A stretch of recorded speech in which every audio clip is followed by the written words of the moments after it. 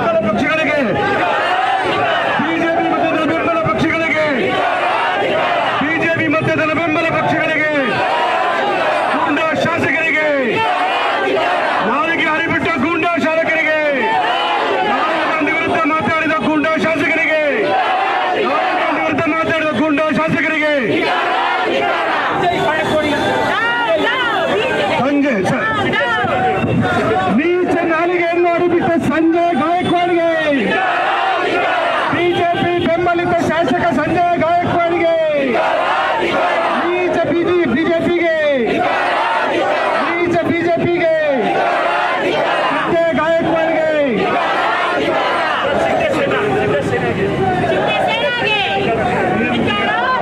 BJP ಬೆಂಬಲಿತ Sindhu ಸೇನಾಗೆ, BJP ಬೆಂಬಲಿತ ಸಿಂಧು ಸೇನಾಗೆ, ಶಾಸಕ ಸಂಜಯ್ ಗಾಯಕ್ವಾಡ್ಗೆ, ಗೂಂಡಾ ಶಾಸಕ ಸಂಜಯ್ ಗಾಯಕ್ವಾಡ್ಗೆ, ಗೂಂಡಾ ಶಾಸಕ ಸಂಜಯ್ ಗಳಿಗೆ down down down down down down down down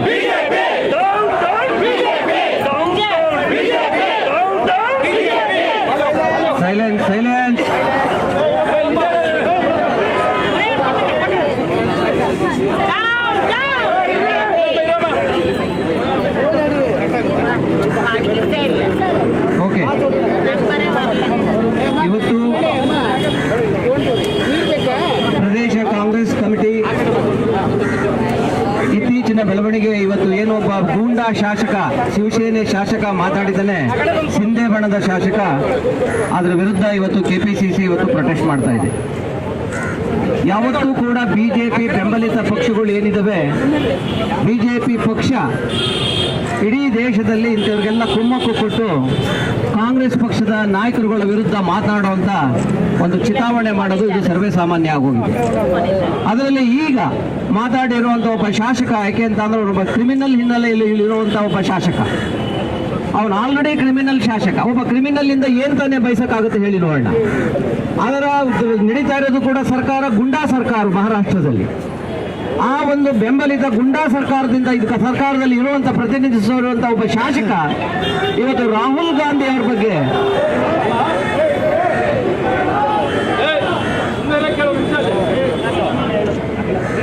ಒಂದ್ ನಿಮಿಷ ಇರಪ್ಪ, ರಾಹುಲ್ ಗಾಂಧಿ ಅವರ ಬಗ್ಗೆ ಅವಹೇಳನಕಾರಿಯಾಗಿ ಮಾತಾಡಿರೋದು ನಿಜವಾಗ್ಲೂ ಖಂಡನೀಯ.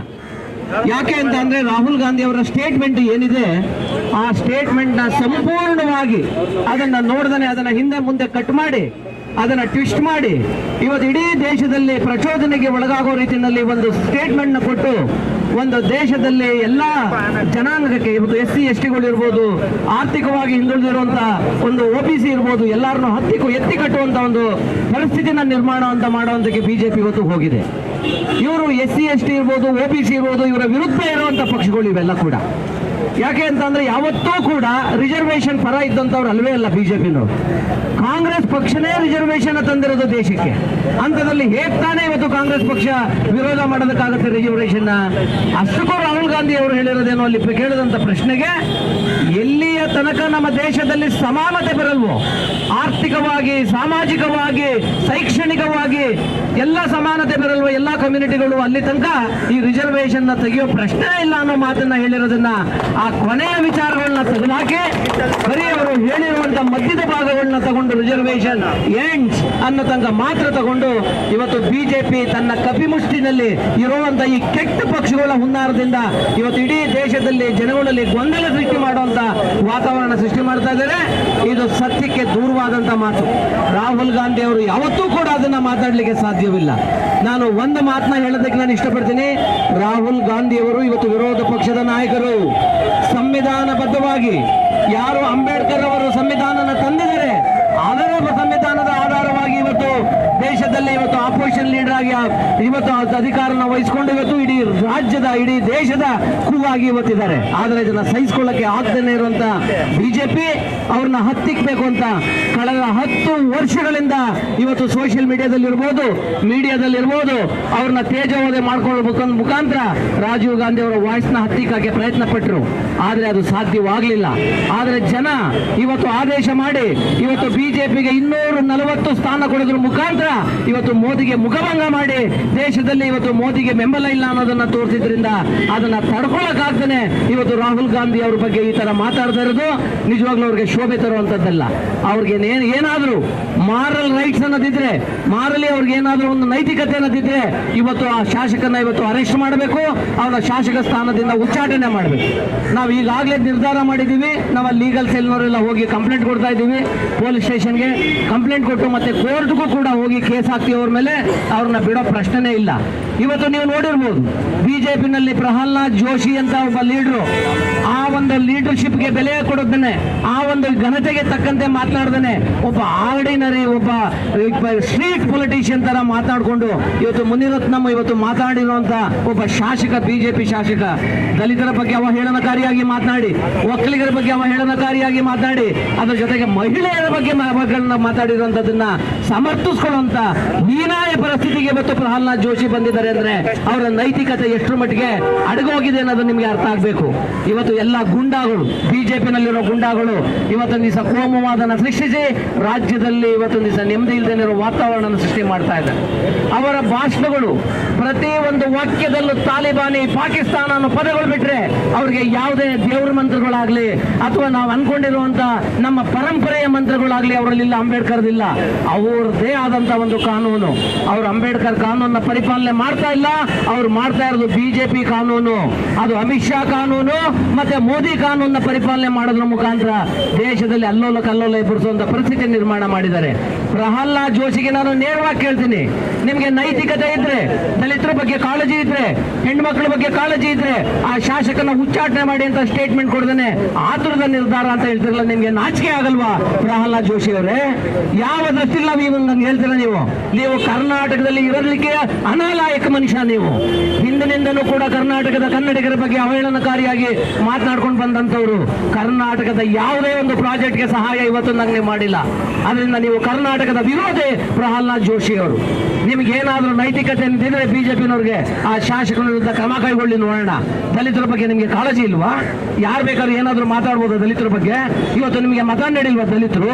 ಇಂಥ ಒಂದು ಪರಿಸ್ಥಿತಿನಲ್ಲಿ, ಈ ಒಂದು ಕೆಟ್ಟ ಪರಿಸ್ಥಿತಿ ತಂದಂತ ಬಿಜೆಪಿ ಸರ್ಕಾರ ಮತ್ತೆ ಕೇಂದ್ರ ಸರ್ಕಾರ ಹಾಗೂ ಬಿಜೆಪಿ ನಾಯಕರುಗಳು ಇಂಥ ಹುಳುಗಳಿಗೆ, ಕೆಟ್ಟ ಹುಳುಗಳಿಗೆ ಇವತ್ತು ಕುಮ್ಮಕ್ಕು ಕೊಟ್ಟು ಇವತ್ತು ಅವ್ರು ಹೋಗ್ಲಿ ರಾಹುಲ್ ಗಾಂಧಿನ ನಾಲ್ಗೆನ ಕತ್ತರಿಸಬೇಕು ಅಂತ ಅವನು ಏನ್ ಹೇಳಿದಾನೆ?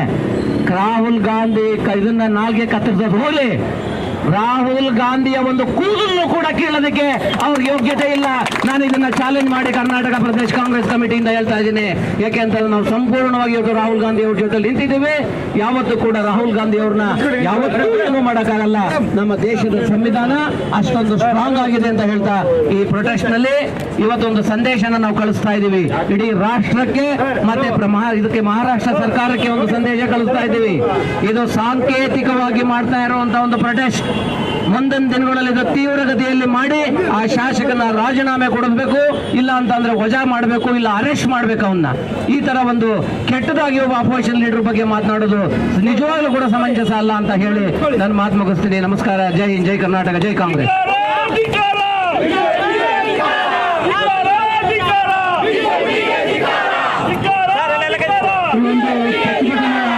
ಮೆರವಣಿಗೆಯಲ್ಲಿ ಉಪಸ್ಥಿತಿರುವಂತಹ ಕೆಪಿಸಿಸಿಯ ಕಾರ್ಯಾಧ್ಯಕ್ಷ ಜಿಸಿ ಚಂದ್ರಶೇಖರ್ ಅವರೇ, ಎಐಸಿಸಿಯ ಕಾರ್ಯದರ್ಶಿಗಳಂತ ಸೂರಜ್ ಅವರೇ, ವೆಂಕಟೇಶ್ ಅವರೇ, ಇರುವಂತ ಎಲ್ಲ ಶಾಸಕ ಮಿತ್ರರುಗಳೇ, ಜಿಲ್ಲಾ ಕಾಂಗ್ರೆಸ್ನ ಅಧ್ಯಕ್ಷ ನಾರಾಯಣ ಸ್ವಾಮಿ ಅವರೇ, ಕೆಪಿಸಿಸಿಯ ಎಲ್ಲ ಪದಾಧಿಕಾರಿಗಳೇ, ಈಗಾಗಲೇ ಕೆಪಿಸಿಸಿಯ ಕಾರ್ಯಾಧ್ಯಕ್ಷರು ಮಾತಾಡುವಂತ ಸಂದರ್ಭದಲ್ಲಿ ಈ ಪ್ರತಿಭಟನೆಯ ಉದ್ದೇಶವನ್ನು ಹೇಳಿದ್ದಾರೆ. ನಮ್ಗೆಲ್ಲರಿಗೂ ಕೂಡ ಗೊತ್ತಿದೆ, ರಾಹುಲ್ ಗಾಂಧಿ ಅವರ ಬಗ್ಗೆ ಪದೇ ಪದೇ ನಿರಂತರವಾಗಿ ಈ ರೀತಿಯ ಹೇಳಿಕೆಗಳನ್ನ ಕೊಡ್ತಾ ಇದ್ದಾರೆ ಬಿಜೆಪಿ ಮತ್ತು ಅದರ ಮಿತ್ರ ಪಕ್ಷಗಳು. ಈಗ ಮೊನ್ನೆ ಸಂಜಯ್ ಗಾಯಕ್ವಾಡ್ ಅವರು ಏನು ರಾಹುಲ್ ಗಾಂಧಿ ಅವರ ಒಂದು ದೊಡ್ಡ ಇಂಟರ್ವ್ಯೂನ ಸಣ್ಣ ವಿಡಿಯೋ ತುಣುಕನ್ನ ತಿರುಚಿ ಅದ್ರ ಬಗ್ಗೆ ಹೇಳಿಕೆಯನ್ನು ಕೊಟ್ಟಿದ್ದಾರೆ. ಅದೊಂದು ಕೀಳು ಮಟ್ಟದ ಹೇಳಿಕೆ, ಅದರಲ್ಲಿ ಯಾವುದೇ ಸತ್ಯ ಇಲ್ಲ ಅನ್ನೋದು ಇಡೀ ದೇಶದ ಜನತೆಗೆ ಗೊತ್ತಾಗಿದೆ. ಯಾಕೆ ಅಂತ ಹೇಳಿದ್ರೆ ಕನ್ಯಾಕುಮಾರಿಯಿಂದ ಕಾಶ್ಮೀರವರೆಗೂ ಇವತ್ತೇನು 4500 ಕಿಲೋಮೀಟರ್ಗಳ ಪಾದಯಾತ್ರೆಯನ್ನು ಮಾಡಿದ್ರು. ಅದರಲ್ಲಿ ರಾಹುಲ್ ಗಾಂಧಿ ಅವರು ನಿರಂತರವಾಗಿ ಮಾತಾಡಿದಂತ ಎರಡೇ ವಿಷಯ, ಸಮಾನತೆಯ ಬಗ್ಗೆ ಮತ್ತು ಈ ದೇಶದ ಸಂತೆಯಲ್ಲಿ ಪ್ರೀತಿಯ ಅಂಗಡಿಯನ್ನು ತೆರೆಯೋದ್ರ ಬಗ್ಗೆ. ಅಂದ್ರೆ ಪ್ರತಿಯೊಬ್ಬ ಮಾನವನನ್ನ ಪೂಜಿಸಿ ಮುಂದಾಗಬೇಕು ಅಂತ ಹೇಳಿ ರಾಹುಲ್ ಗಾಂಧಿ ಅವರು 4500 ಕಿಲೋಮೀಟರ್ಗಳ ಕಾಲ ಮಾತಾಡ್ತಾ ಹೋದ್ರು. ಏನು ದೇಶ ತುಂಬಿದ ಮಣಿಪುರಿಂದ ಮುಂಬೈವರೆಗೂ 6600 ಕಿಲೋಮೀಟರ್ಗಳ ಭಾರತ್ ಜೋಡೋ ನ್ಯಾಯಯಾತ್ರೆ ಮಾತಾಡಿದ್ರು. ಆ ನ್ಯಾಯಯಾತ್ರದಲ್ಲಿ ಆರ್ಥಿಕ ಸಮಾನತೆಯ ಬಗ್ಗೆ ರಾಹುಲ್ ಗಾಂಧಿ ಅವರು ಮಾತಾಡ್ತಾ ಹೋದ್ರು. ಇಂಥ ರಾಹುಲ್ ಗಾಂಧಿ ಅವರ ಬಗ್ಗೆ ಏನು ವಿದೇಶದಲ್ಲಿ ನಡೆದಂತ ಒಂದು ಸಂವಾದದಲ್ಲಿ ಏನೋ ಒಂದು ತುಣುಕನ್ನ ಏನ್ ಕೊಟ್ಟಿದ್ರು ಅದನ್ನ ತಿರುಚಿ ಹೇಳೋದ್ರ ಮುಖಾಂತರ ಈ ಕೀಳು ಮಟ್ಟದ ಶಾಸಕ ಸಂಜಯ್ ಗಾಯಕ್ವಾಡ್ ಅವರು 11 ಲಕ್ಷ ಕೊಡ್ತೀನಿ ರಾಹುಲ್ ಗಾಂಧಿ ಅವರ ನಾಲಿಗೆಯನ್ನ ಕತ್ತರಿಸಿ ಅಂತ ಹೇಳ್ತಾ ಇದ್ದಾರೆ. ಈ ಸಂದರ್ಭದಲ್ಲಿ ಅದನ್ನ ಕಾಂಗ್ರೆಸ್ ಪಕ್ಷ ಇವತ್ತು ಇಡೀ ದೇಶಾದ್ಯಂತ ಖಂಡಿಸ್ತೇವೆ.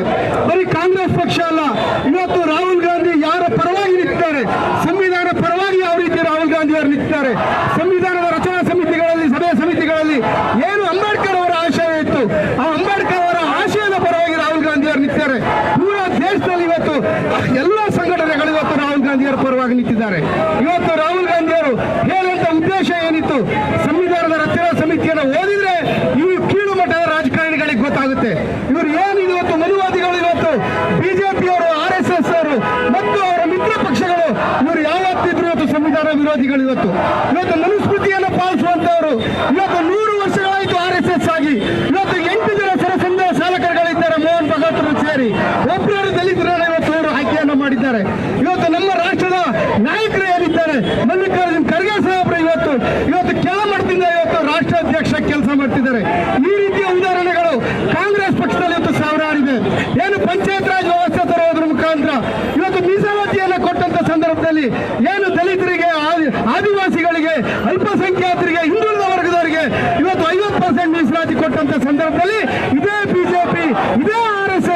ಇದೇ ಮನುವಾದಿ ಜೋಶಿ ಅವರು ಇವತ್ತು ಸುಪ್ರೀಂ ಕೋರ್ಟ್ ನಲ್ಲಿ ರಿಸರ್ವೇಶನ್ ವಿರುದ್ಧವಾಗಿ ಹೋರಾಟವನ್ನು ನಡೆಸಿದ್ದು ನಾವು ನೋಡಿದ್ದೀವಿ.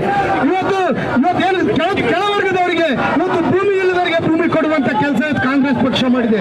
ಎಲ್ಲ ಹಂತದಲ್ಲೂ ಕಾಂಗ್ರೆಸ್ ಪಕ್ಷ ಇವತ್ತು ತುಳಿತಕ್ಕೆ ಒಳಗಾದವರಿಗೆ ಇವತ್ತು ಆರ್ಥಿಕವಾಗಿ, ಸಾಮಾಜಿಕವಾಗಿ, ರಾಜಕೀಯವಾಗಿ ಶಕ್ತಿ ಕೊಡುವಂತ ಕೆಲಸ ಕಾಂಗ್ರೆಸ್ ಪಕ್ಷ ಮಾಡಿದೆ. ಇದನ್ನ ಯಾವತ್ತೂ ಕೂಡ RSS ಸಹಿಸ್ಕೊಂಡಿಲ್ಲ. ಇದನ್ನು ಯಾವತ್ತೂ ಕೂಡ ಮೋಹನ್ ಭಗವತ್ ಸಹಿಸ್ಕೊಂಡಿಲ್ಲ. ಮೋಹನ್ ಭಗವತ್ ಅವರ ಹೇಳಿಕೆಗಳು ಮಹಿಳೆಯರ ವಿರುದ್ಧ ನೋಡಿ, ಈ ರೀತಿಯ ಅಸಮಾನತೆ ವಿರುದ್ಧ ಏನು ಇವತ್ತು RSS ಬಿಜೆಪಿ ಇದೆ ಅದರ ವಿರುದ್ಧ ಕಾಂಗ್ರೆಸ್ ಪಕ್ಷ ಹೋರಾಟವನ್ನ ಮಾಡುತ್ತೆ. ರಾಹುಲ್ ಗಾಂಧಿ ಅವರ ಹೇಳಿಕೆಯಲ್ಲಿ ಪೂರ್ಣ ಹೇಳಿಕೆಯನ್ನು ನೋಡಿದ್ರೆ ಇವರಿಗೆ ನಾಚಿಕೆ ಆಗಬೇಕು, ಈ ರೀತಿಯ ಹೇಳಿಕೆಗಳನ್ನ ತಿಳಿಸ್ತಾರೆ ಅಂತ ಹೇಳಿ. ನೀವು ಕಾಂಗ್ರೆಸ್ ಪಕ್ಷದ ಮ್ಯಾನಿಫೆಸ್ಟೋ ಬಗ್ಗೆ ಸುಳ್ಳು ಪ್ರಚಾರವನ್ನ ನರೇಂದ್ರ ಮೋದಿ ಅವರು ಮಾಡಿದ್ರು. ಕೋಟ್ಯಾಂತರ ಜನ ಇವತ್ತು ಮ್ಯಾನಿಫೆಸ್ಟೋನ ಓದಿದ್ರು. ಈ ಹೇಳಿಕೆ ಕೊಡೋದ್ರ ಮುಖಾಂತರ ಇವತ್ತು ದೇಶದಲ್ಲಿ ಕೋಟ್ಯಾಂತರ ಜನ ರಾಹುಲ್ ಗಾಂಧಿ ಅವರ ಇವತ್ತು ಸಂಪೂರ್ಣವಾದ ತುಣುಕನ್ನು ನೋಡ್ತಾ ಇದ್ದಾರೆ ಅಂತ ಈ ಸಂದರ್ಭದಲ್ಲಿ ಹೇಳ್ತಾ ಅವಕಾಶಕ್ಕಾಗಿ ನನ್ನ ಮಾತನ್ನು ಮುಗಿಸ್ತೀನಿ. ನಮಸ್ಕಾರ. ಜೈ ಹಿಂದ್, ಜೈ ಕಾಂಗ್ರೆಸ್.